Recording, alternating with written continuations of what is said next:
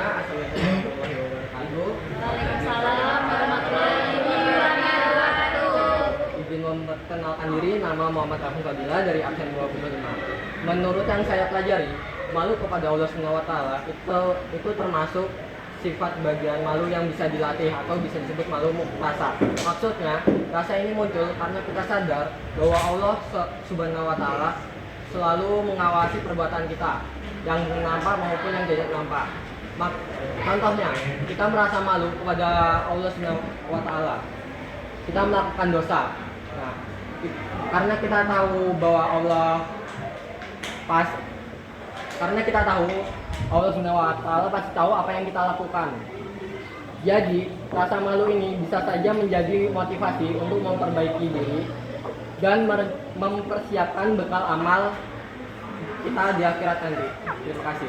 Terima kasih aku dulu dong.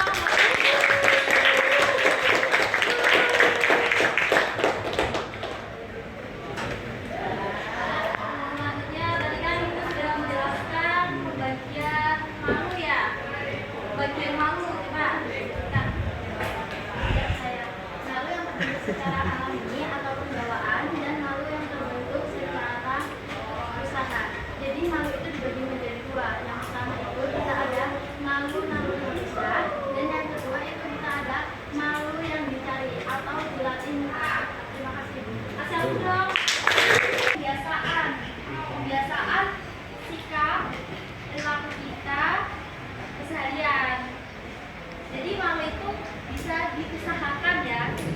Kalian misalnya dapat nilai ulangan jelek, ya biasakan malu, biasakan belajar, dilatih, itu kan bisa. Kalian bisa mendapatkan nilai yang lebih bagus.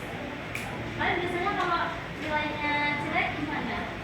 Jadi kan, harus belajar terus, dilatih. Dan ibu kasih saran, kalian tuh masih usia segini harus semangat ya, masih udah belajar, gak usah malu-malu ya, tanya gurunya, yang gak bisa tanya, jangan gak bisa, udah gak bisa terus diem aja ya, tanya aja, karena kalau kita gak bisa nanti yang susah siapa? Diri sendiri. Makanya pentingnya kita harus tanya kalau kita gak bisa. Kemudian zuhud tadi, zuhud kan sudah ibu bahas tadi, bahwasanya zuhud perilaku yang menyederhanakan, dalam artian dia lebih mengutamakan akhirat. Coba perhatikan sebentar. Apa masalah? Perhatikan dulu ya. Jadi zuhud secara bahasa yaitu sesuatu yang sedikit ya anak-anak, sesuatu yang sedikit tidak tertarik terhadap dunia. Jadi dalam artian dia mengutamakan akhirat. Nah, pelajaran kita pada hari ini, kalau ada yang kurang jelas silahkan ditanyakan. Siap-siap. Ya. Tadi kan banyak ya, ada beberapa hikmah nih. Ada hikmah dari berperilaku malu, ada berperilaku zuhud. Coba disebutin, tadi kan ada hikmah dari berperilaku malu. Coba sebutin dua aja. Mana? Hikmah dari berperilaku malu itu yang pertama, mencegah dari perbuatan dosa dan maksiat, dan yang kedua, mendorong membuat kebaikan. Oke, 100. Kemudian yang tadi ada hikmah dari perilaku zuhud. Zuhud itu kan tidak terlalu bermewah-mewahan pada dunia ya. Intinya dia mengutamakan akhirat. Coba sebutkan dua aja hikmah.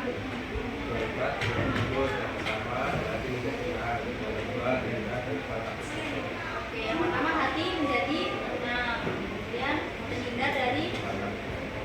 Oke, kasih hapus. Kan udah disebut info. Nah, itu dia hikmah dari berperilaku zuhud. Coba kita coba.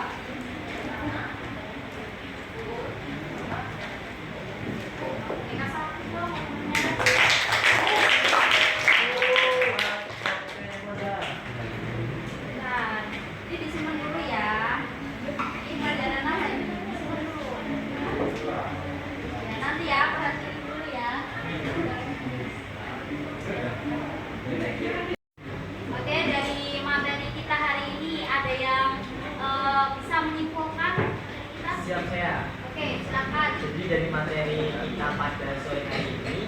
kita dapat simpulkan bahwa malu dan zuhud itu adalah dua sifat atau dua cabang iman yang sangat penting bagi kehidupan kita sehari-hari. Malu itu dapat menghindarkan kita dari sifat kemungkaran ataupun kemunafikan dan berkali itu ada kebaikan, dan juga malu itu dapat menghindarkan kita dari sifat sombong. Terima kasih. Oke, jadi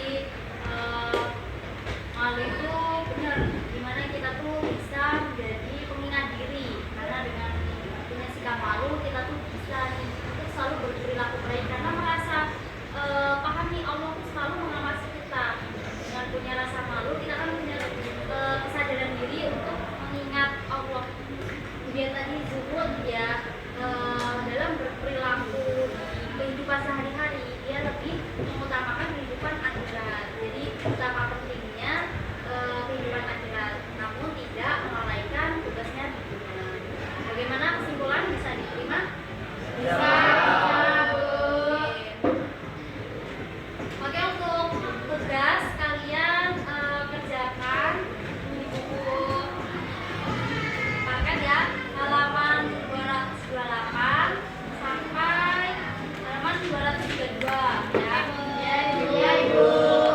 Kerjakan di kertas poli bergaris ya. Jadi minggu depan dikumpulkan.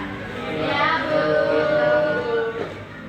Jadi jangan lupa materi yang udah disampaikan diulas lagi di rumah ya. Belajar lagi, jangan bosan-bosan karena itu mudah mendapatkan tapi untuk mempertahankan yang jadi dibaca-baca lagi. Kemudian tugasnya ya jangan lupa minggu depan dikumpul. Cukup sekian, terima kasih pertemuan pada hari ini. Ibu akhiri, wassalamualaikum warahmatullahi wabarakatuh.